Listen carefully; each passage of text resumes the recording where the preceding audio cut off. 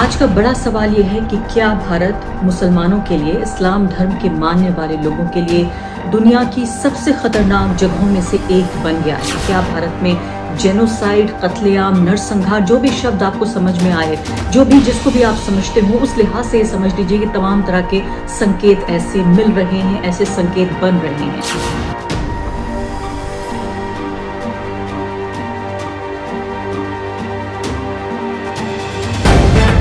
The live TV, सच सबसे आगे। नमस्कार, द लाइव टीवी देख रहे हैं आप, आपके साथ मैं हूं आदित्य कुमार।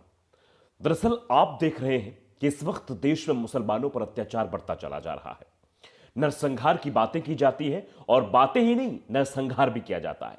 कर्नाटक से जो खबर निकलकर सामने आई, जिसमें साफ तौर पर बजरंग दल के गुंडों ने दो मुस्लिमों को टारगेट किया, दो मुस्लिम युवकों को, जिसमें से एक को मौत के घाट उतार दिया, जिसके बाद सड़कों पर सैकड़ों लाखों की संख्या में मुसलमान उतर आए और उन्होंने उन शख्स की गिरफ्तारी की मांग की जिन्होंने यह कृत्य किया। और आखिरकार सरकार को झुकना पड़ा, कर्नाटक सरकार को झुकना पड़ा और उन गुंडों की गिरफ्तारी करनी पड़ी। यह क्यों हुआ? आप जानते हैं कि जब जब मुसलमान सड़कों पर उतरे, उन्होंने हक की आवाज उठाई, उसके बाद यह कार्रवाई करनी पड़ी। दरअसल कर्नाटक के गडक जिले में रहने वाले एक 20 वर्षीय मुस्लिम युवक ने मंगलवार को दम तोड़ दिया, जिसे एक समूह जिसमें हिंदूवादी संगठन बजरंग दल के सदस्य शामिल थे, उन्होंने सोमवार को उसे और उसके दोस्त पर चाकुओं से हमला कर दिया, जिसके बाद उस शख्स की मौत हो गई। अब पता चला कि उसमें जो नरगुंड पुलिस स्टेशन के बाहर हेट स्पीच का इस्तेमाल किया था। पुलिस के मुताबिक हेट स्पीच और हमला क्षेत्र में हिंदू और मुसलमानों के बीच करीब 2 महीने से यह विवाद चल रहा था। आप समझिए कि अब इन शख्स की गिरफ्तारी की गई है। यह खबर भी सीधे छपी हुई है। खबर में लिखा हुआ है, कर्नाटक में हेट स्पीच के कुछ घंटे बाद ही मुस्लिम युवक की हत्या, बजरंग दल समेत 4 लोगों की गिरफ्तारी हुई है। इन शख्स की गिरफ्तारी हुई है। जो ये तस्वीर आप देख रहे हैं इन चारों शख्स की, ये वही है जो बजरंग दल के गुंडे हैं। ये क्यों हुआ है, आप इस बात को जानते हैं। दरअसल मुस्लिम समुदाय के लोग सड़कों पर उतरे। ये तस्वीरें आपकी स्क्रीन पर है। ये अंदाजा आप लगा सकते हैं किस तरह से मुसलमानों पर अत्याचार इस देश में हो रहा है और हर जगह ये चर्चा का विषय बना हुआ है। फिर पूरे विश्व में इस बात की चर्चा हो रही कि हिंदुस्तान में मुसलमान सुरक्षित नहीं है, मुस्लिमों के हितों की रक्षा नहीं हो पा रही है, अल्पसंख्यकों के हितों की रक्षा नहीं हो पा रही है, और प्रधानमंत्री चुप्पी साध लेते हैं। आपने देखा कि धर्म संसद के नाम पर किस तरह से अत्याचार फैलाया गया, नरसंहार की बातें की गई, और उसी के बाद कर्नाटक से खबर निकलकर सामने आ जाती है।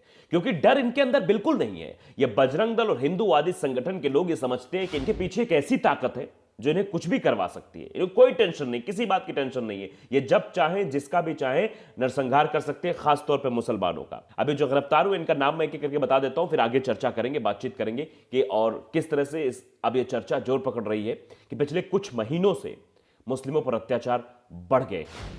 दरअसल ये जो गिरफ्तार हुए हैं उसमें से 20 वर्षीय मल्लिकार्जुन हिरेमठ है, 19 वर्षीय चन्नबसप्पा अक्की हैं, 19 वर्षीय सकरप्पा काकनूर हैं और 35 वर्षीय संजू नलवाड़ी, जिसने कथित तौर पर उकसाने वाली भाषा का इस्तेमाल किया था।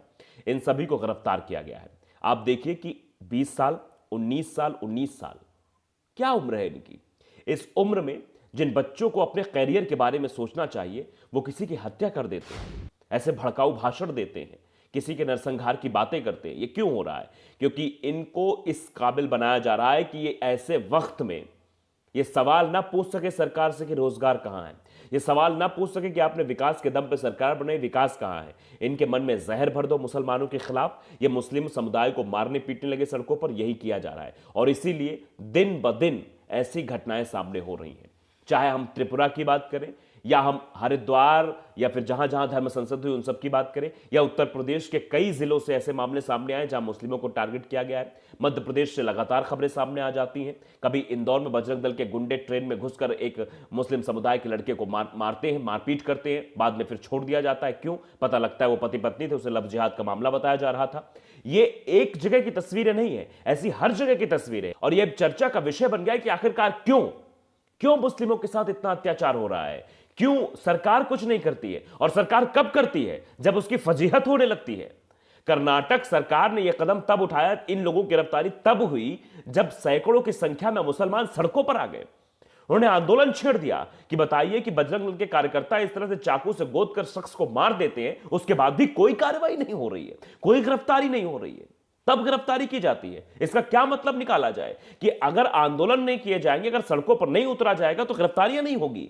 हेट स्पीच के मामले को लेकर जिस तरह से मुसलमान सड़कों पर उतरे थे, उन्होंने कहा था कि हमारा सर कलम कर दिया जाए, अगर हमको काट देने से, हमको मार देने से हिंदू धर्म की रक्षा होगी, हिंदुत्व आगे बढ़ेगा, तो हमको मार दीजिए ना, आइए हम खड़े हैं।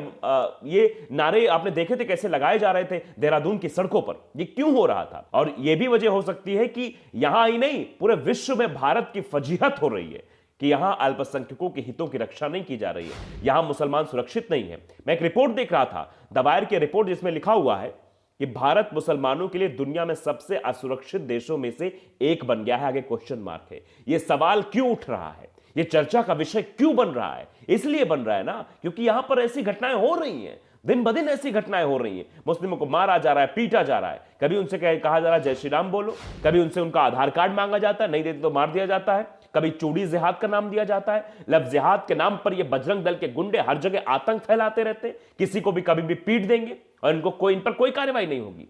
आपने देखा कि धर्म संसद के नाम पर किस तरह से अत्याचार मचाया जा रहा था। अगर सुप्रीम कोर्ट इसमें इंटरफेयर ना करता, 10 दिन का नोटिस दोनों सरकारों को ना देता, तो शायद गिरफ्तारियां ना होती। और उसके बाद जिस तरह से मोदी जी की फजीहत हुई, प्रधानमंत्री जी की फजीहत हुई, अंतरराष्ट्रीय स्तर पर यह मुद्दा उठ रहा था, अमेरिका में चर्चा का विषय बन गया था कि भारत में जो है धर्म संसद हो रही है, धर्म संसद में मुस्लिम समुदाय को के नरसंहार की बात की जा रही, उनको मारो काटो की बातें की जा रही, ऐसी चीजें उठी, उसके बाद ही गिरफ्तारियां शुरू हो गई।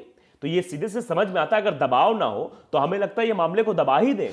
आपने त्रिपुरा का मामला देखा, त्रिपुरा में किस तरह से वीएचपी के कार्यकर्ता, विश्व हिंदू परिषद के कार्यकर्ताओं ने सड़कों पर उतरकर मुसलमानों के खिलाफ नारेबाजी की थी, मस्जिदों में तोड़फोड़ की थी, लेकिन उनके साथ क्या हुआ?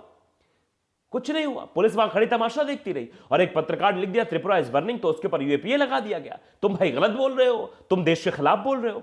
मतलब आप समझिए कि यहां पर बोलने की आजादी नहीं है। तो क्या हम लोग फिर से गुलामी की ओर जा रहे हैं? यह अपने आप में बड़ा सवाल है, क्योंकि ये वही करना चाह रहे हैं, लड़वाना चाह रहे हैं और राज करना चाह रहे हैं।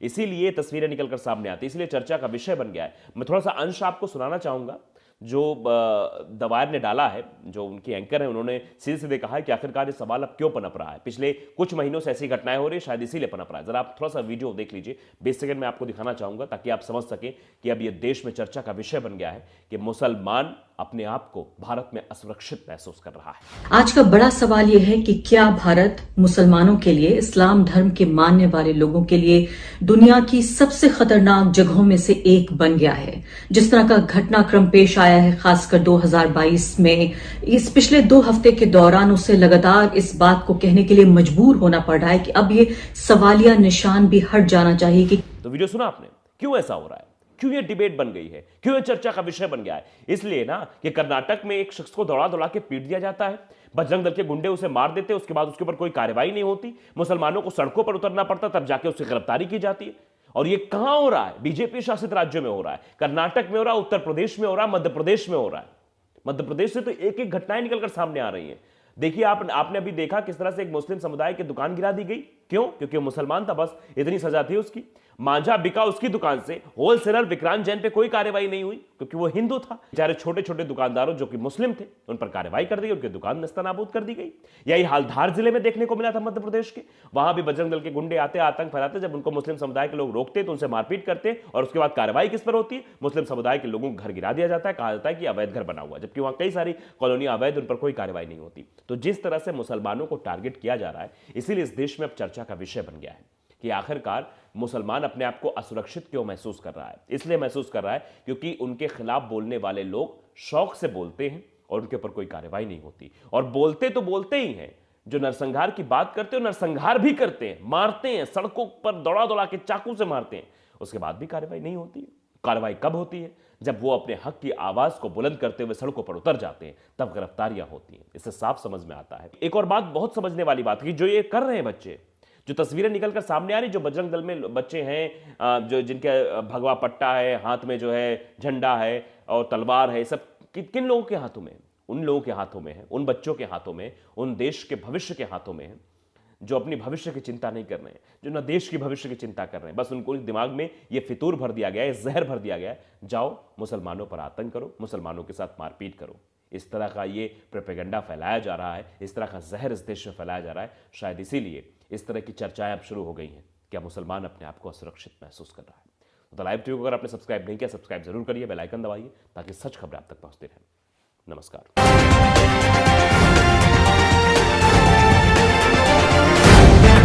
द लाइव टीवी, सच सबसे आगे।